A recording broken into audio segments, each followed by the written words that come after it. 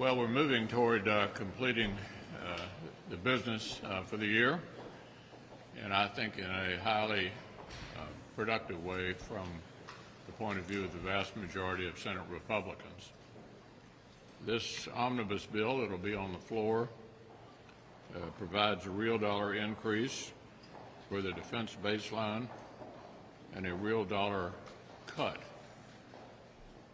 for the non-defense baseline if you exclude veterans. That is absolutely critical in breaking the pattern we've had in the past when we've ended up in one of these situations where every time Republicans tried to get an increase in defense, we would in effect have to pay a ransom to the Democrats on the domestic side, wholly aside from the needs of the country. So let's step back and say, what are the real needs of the country right now? They're in the defense part of our expenditure, making sure the Defense Department can deal with the major threats coming from Russia and China, providing assistance for the Ukrainians to defeat the Russians. That's the #1 priority for the United States right now, according to most Republicans. That's sort of how we see the challenges confronting the country at the moment. So, admittedly, I'm pretty proud of the fact that with a Democratic President, a Democratic House, and a Democratic Senate, we were able to achieve, through this omnibus spending bill, essentially all of our priorities. The 109th Support Group of the South Dakota National Guard just mobilized a few days ago to head to Iraq and Kuwait as part of the counter-ISIS mission. And unfortunately, we weren't able to have the activation deployment ceremony because the weather wouldn't permit it in South Dakota this last weekend, but we just want to wish the members of the South Dakota National Guard and this unit the very best and thank them for their service and their sacrifice and for that of their families. And also to just say, I've always said that if you don't get national security right, the rest is conversation, which is why it was so important for us to get the National Defense Authorization Bill across the finish line last week. There are so many provisions in there that are impactful when you live in a dangerous world. And if anything, the events of the last year have taught us we live in a very dangerous world. The B-21 bomber was just unveiled. That is a new bomber, sixth-generation bomber that puts us as a country in the lead when it comes to long-range strike capability. There are only 3 countries in the world who have strategic bombers, and those are China, Russia, and the United States. Ellsworth Air Force Base in South Dakota is going to be the first home to the B-21 bomber. We're obviously very excited about that for the members, the airmen out there, for the community, for the base. No one could be more deserving of this very important mission. And of course, the Defense Authorization Bill provided a lot of the funding, not only for the continued development and build out of that aircraft, but also for all the infrastructure associated with it when it comes to Ellsworth Air Force Base. And so, again, the Defense Authorization Bill is so critically important to making sure that American men and women in uniform who are tasked with defending, protecting, ensuring the safety and security of people here in the United States and helping defend America's interests both here at home and around the world are funded, and the Defense Authorization will make sure that they have everything they need to do that job. And so I'm grateful that we got it passed last week. It shouldn't have taken this long. The Democrats always seem to delay the Defense Authorization Bill, but in the end, we got it across the finish line, and that's good for America's national security interests. Well, I think the #1 job of the federal government is to defend the country. It's something that almost every American will admit they can't do for themselves, and almost every state will admit they can't do for themselves. I'm certainly supportive of our long commitment to authorizing how we do that. The Defense Authorization Bill, as Senator Thune pointed out, incredibly important, but the Defense Authorization Bill really doesn't do much if you don't appropriate the money. to do what the defense authorization bill says our military and defense objectives are. You know, there are many people in the Congress, both House and Senate, who will always vote for the defense authorization bill and never vote for the bill the money is in to do what the defense authorization bill says we're going to do. All of you know, after 2 decades of being at leadership conferences, House and Senate, that I've said a lot of times, we are doing this in the worst possible way, but the only thing worse than doing it in the worst possible way with this one big bill at the end would be not to do it and kick it to a new Congress that when the Congress starts won't even have a Ways and Means chairman or a budget chairman on the House side or lots of other things. This is no favor to the House if we kick this to another year, and it makes it impossible to have a chance to get the bill that they are responsible for, the 2024 bill, done in the way it needs to be done. This bill has, increases defense spending by 10%, increases non-defense spending by 5%, with 13.2% inflation since, or 13.8% inflation since President Biden became president. I think we've done a good job of holding the line on the non-defense area and trying to keep the defense area where it keeps up with the defense needs of the country. The money for Ukraine will be in this vote, and we have an obligation. Our number one obligation is to defend the country in the federal government. But I also think we had and need to have an obligation to help people defend themselves and fight for their own freedom. That's in this vote this week as well, and we'll do everything I can to see that it passes. Right before Thanksgiving, I had the opportunity to visit a food bank in southwest Iowa, very close to my hometown of Red Oak. And when I was there, went in, visited with the volunteers and the staff, and as we walked through their facility, I noticed that many of their shelves were bare. And the staff, the volunteers, they all said that this year giving has been down significantly because those that normally give, they're struggling this year, which makes it even harder for those that are just barely making ends meet. And so during this season of giving, if we could all just please remember, let's try to do a little more giving if we can and support your local food banks, your local shelters. It will make a difference for a family that is in need. So to that vein, let's remember sometimes it's better to give more than it is to receive. I'd also like to say a Merry Christmas and a Happy Hanukkah or Happy Holidays, however they may be celebrating this year, to all of those that are serving in uniform. I'm the mother and now the mother-in-law to 2 active duty service members, and especially for those that are serving abroad this year and for their families that keep the home fires burning. Let's also wish them a very happy and prosperous new year.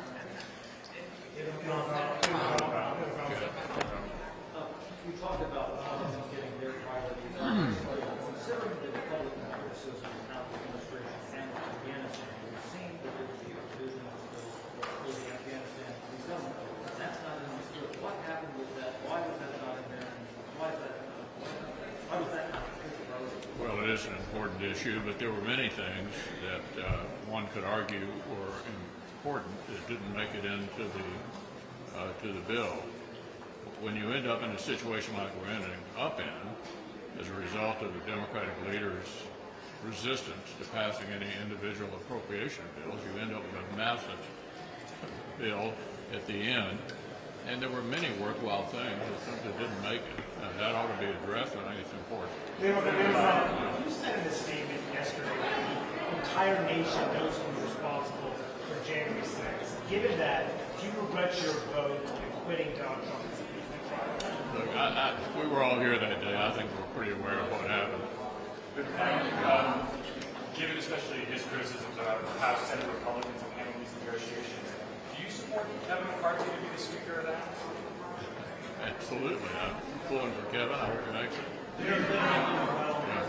I'm permitting reforming, Paul Joe Manchin's permitting in aid only. Do you have any confidence that Democrats will support stronger permitting reform in the next Congress and will the work of the Republican House on this? Honestly, not really.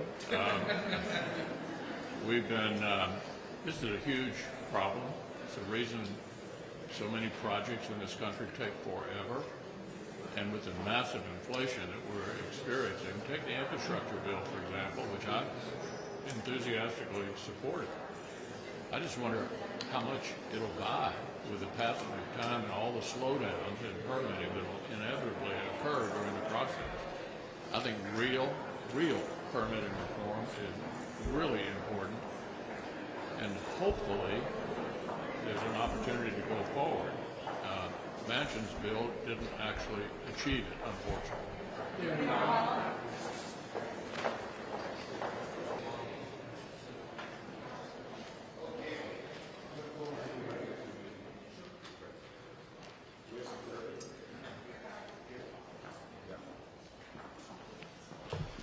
Okay, good afternoon. It's almost evening. I'm sorry I'm late. We had a long, nice caucus. Okay, and I'm glad to be joined by Senators Murray, Stabenow, and our great friend and leader, Senator Durbin came, and Senator Durbin, but our great friend and leader, Senator Leahy. Well, as everyone saw last night and early this morning, things are moving in the right direction. Chairman Leahy and Ranking Member Shelby released a long-sought, bipartisan, bicameral, omnibus appropriations bill at 1:30 a.m. this morning. For fiscal year 2023. And after a lot of hard work, this package represents an aggressive and essential investment in American families, American workers, and in our national defense.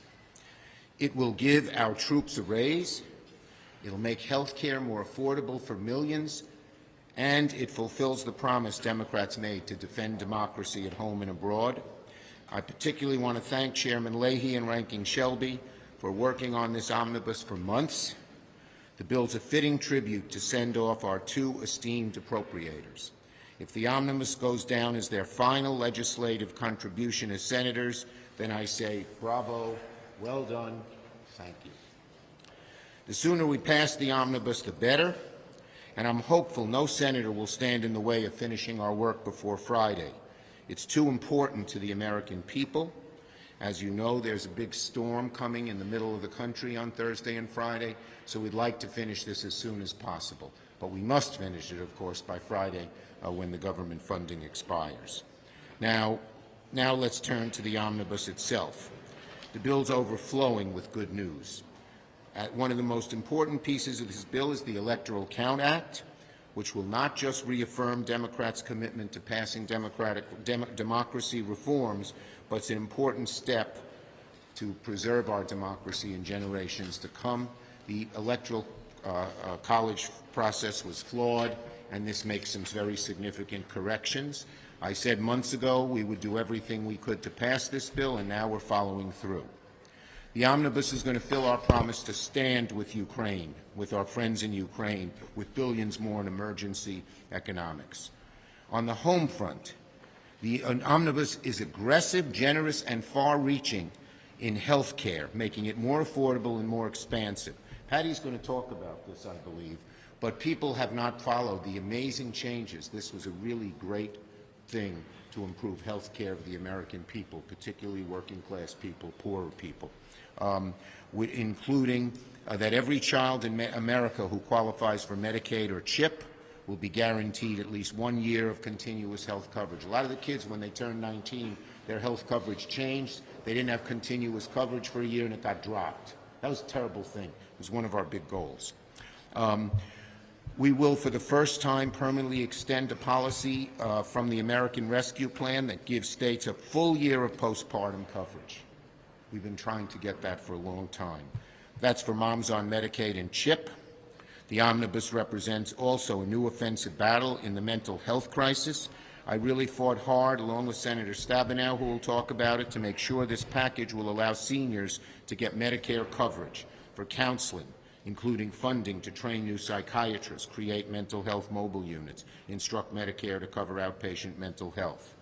We're going to attack the opioid crisis head-on by expanding options for medication-assisted treatment, also make never-before-seen investments in suicide prevention, maternal mental health, pediatric mental health.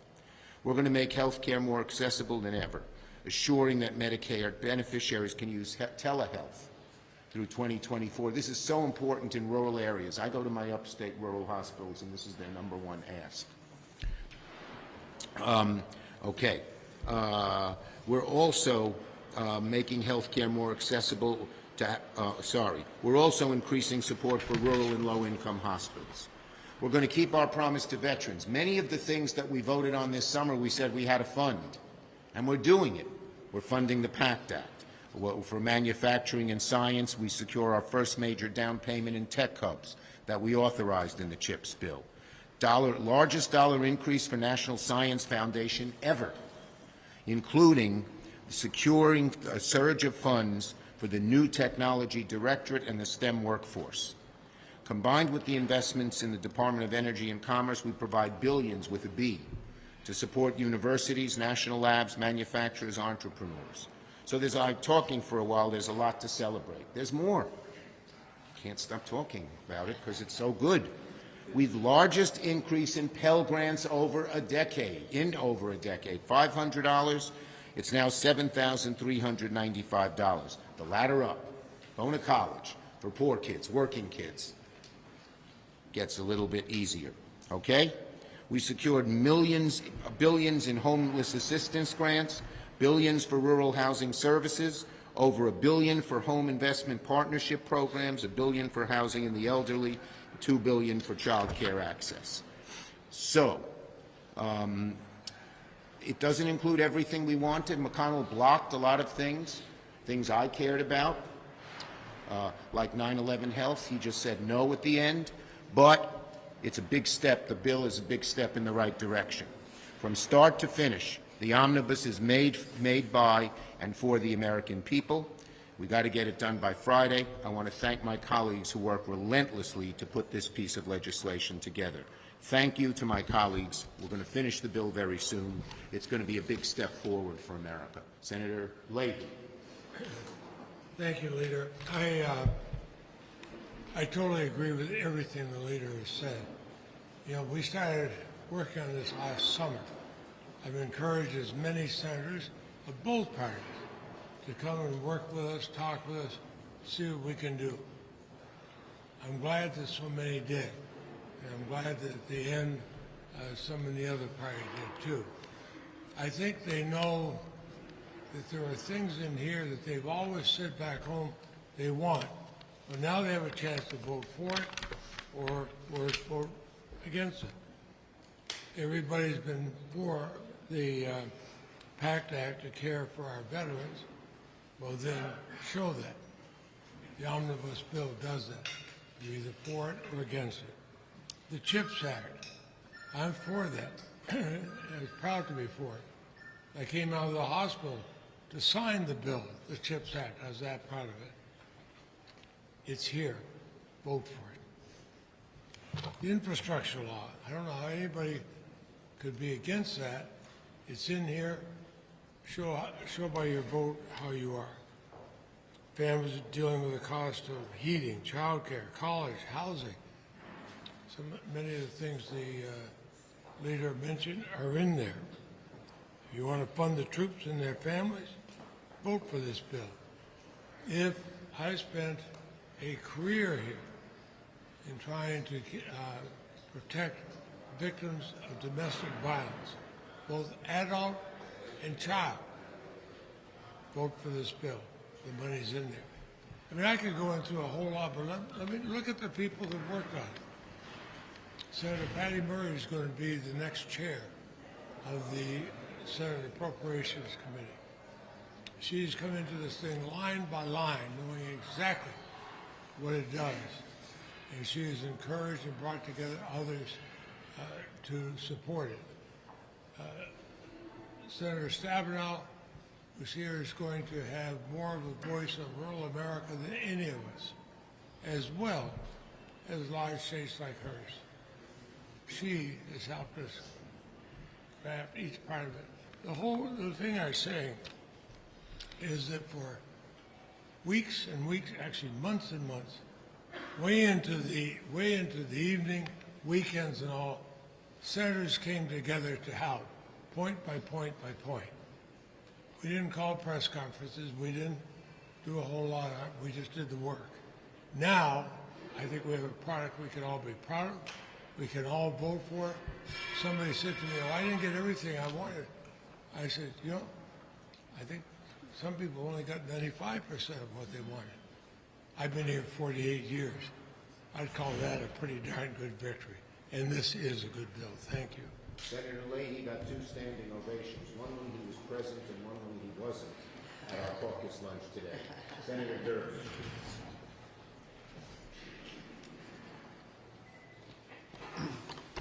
Many of your editors and close friends have asked that before you return, you ask how many Article 3 judges have been approved for lifetime appointments by this Congress. The definitive answer today, authoritative answer, is 97. 97. 126 were approved by committee. So we have another 29 which could be called even in the closing minutes if there's an agreement on the floor. But we're proud of the 97. In comparison, in the first 2 years of my friend Barack Obama's presidency, 43. The first 2 years of the Trump presidency, 85. So we've done an extraordinary job in the Judiciary Committee with an evenly split committee. And it called for bipartisan cooperation many times. And we've been able to bring that cooperation to the floor because we have diversity in the ranks of these new judges, and every single one of these judges was judged well qualified by the American Bar Association. That was not the case during the last 4 years. There's more work to be done when it comes to the judges who are held over. We'll do our best to move on it in an expeditious way. One last point I want to make to you, this omnibus bill has many, many, many provisions. There's one in particular that I'm proud of that Senator Bill Cassidy and I put together. Have you ever bought anything on the internet? I'll bet you have. What's the likelihood that what you bought was stolen or counterfeit? Unfortunately, it's a very high likelihood. Now we're going to have disclosure of the actual sellers on the internet. This is at the request of retailers across America who were being looted and stolen from, and their products were sold on the internet. Now finally, we're going to have a requirement of disclosure of those sellers' identities so we can catch those that are fencing stolen goods or selling counterfeit goods. It's just one of the features of an omnibus bill that has many good features. Senator Murray, as I mentioned, did an amazing job on health care that most folks don't know about, so please pay careful attention. Well, thank you very much, Mr. Leader. Thank you to all of you. And, you know, this end-of-the-year funding deal package is a very big deal. Funding the government, what does that really mean? Well, for students who are struggling to cover tuition or rent, it means making ends meet just got a little bit easier. We worked with our Republican colleagues to increase the Pell Grants by $500. That is the biggest increase in a decade. For workers who are fighting for a safe workplace, better benefits, and the ability to form a union, it means better protection for their rights because we included a long overdue funding increase for the National Labor Relations Board. For parents who are struggling to find quality, affordable childcare, it means help is on the way. We increased childcare funding by a third with a bipartisan $1.85 billion increase for our federal childcare program. It's not everything we wanted, but believe me, you've heard me talk about childcare many times, but this is a badly needed lifeline for providers who are struggling to stay open and parents who are trying to find affordable childcare and keep their heads above water. Democrats understand how we spend these dollars. That is a reflection of our values, which is why we fought for these investments, along with increases in funding for everything from public schools, mental health, public health systems, workforce development and apprenticeships, substance use disorder prevention and treatment services, and a lot more.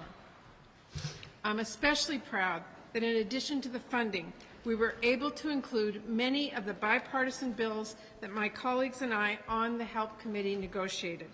the Bipartisan Prevent Pandemics Act to overhaul and strengthen our pandemic preparedness efforts and response, from strengthening our supply chains to setting up a mission control center at the White House, is in this package.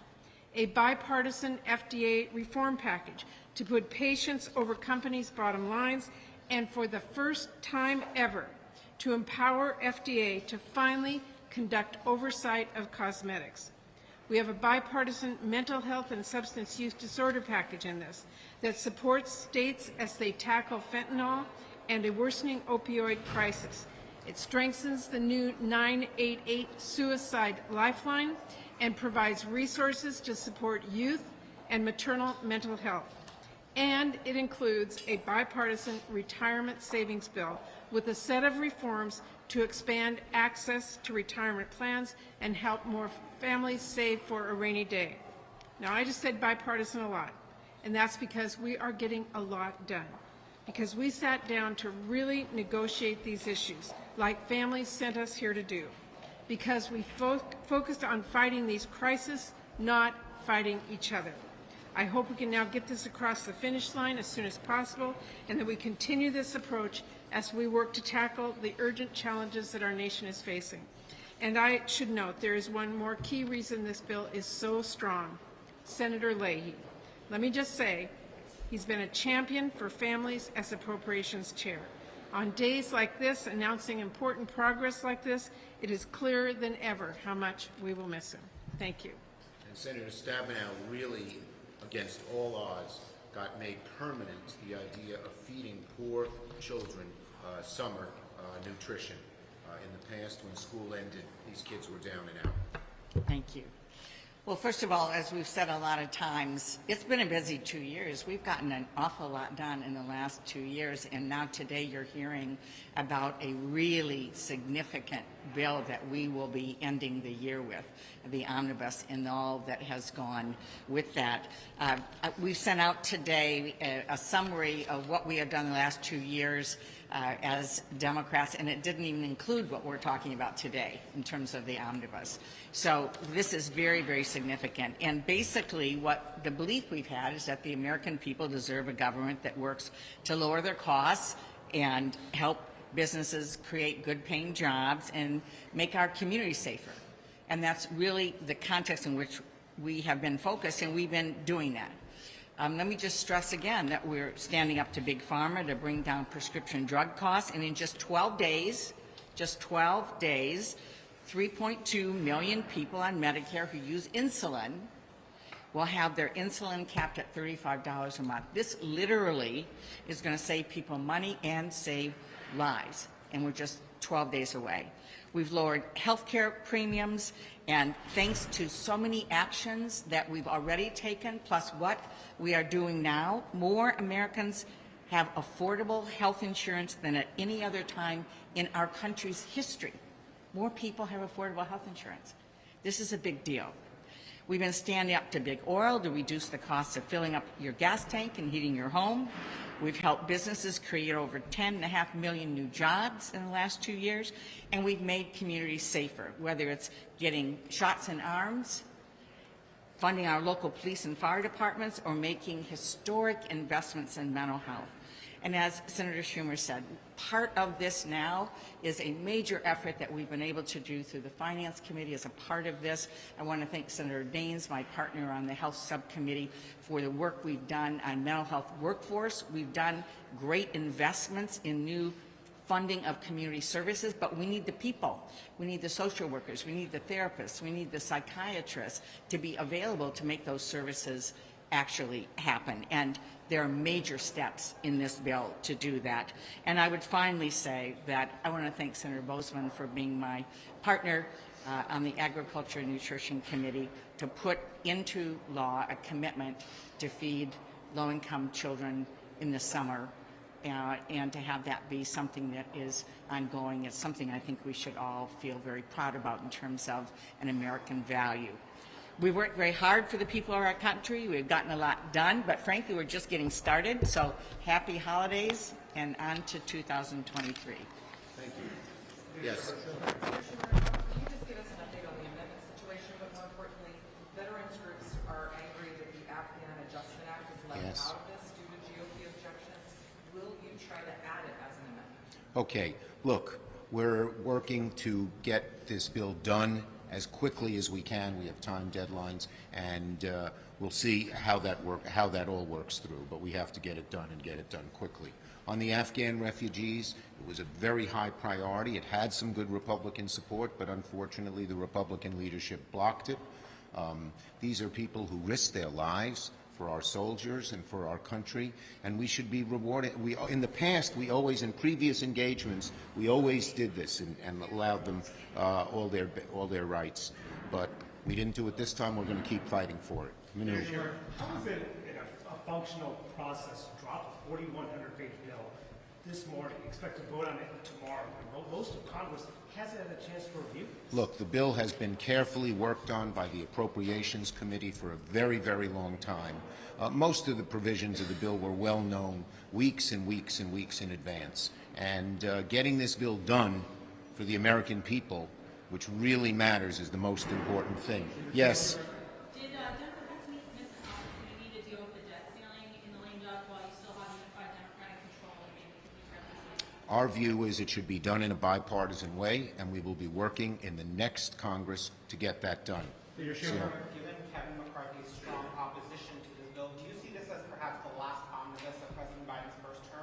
And how do you expect to deal with government funding and the debt limit? Look, I think that it's too early to judge what's going to happen in the House. There's so much discombobulation and disunity on different sides of the Republican caucus. We're going to, as I've mentioned before, we're going to work very hard to work with Republicans to get things done. We did, of the big 6 bills this year in a 50-50 Senate, 5 were bipartisan. Last year, one of the biggest bills, the BIF bill, the Bipartisan Infrastructure Bill, which now has some other initials. I think they keep changing these initials. It's not so. IIJA, is that what it's called? I don't know what it's called. But in any case, the BIF bipartisan bill was done that way. And we're going to keep working to get something done in a bipartisan way. Yes? Can you talk about your relationship, to the degree that one exists, with Kevin McCarthy? You talk about this misconfabulation in the House of Representatives. You're going to be the Senate Majority Leader. He might be the... Look, I've always gotten along with Kevin McCarthy. We don't agree on a whole lot of issues, but I try to work with anyone I can to get things done for the American people. Yes, yes. Yes. Yeah, look, at the very end of the day, we had very good bipartisan support. We had hoped to get it done. I worked for months with different Republicans led by Senator Daines of Montana. But at the last minute, both Senators Toomey and McConnell opposed it. It is bipartisan. It has the support of many different groups. We're going to go back at it next year. Thank you, everybody.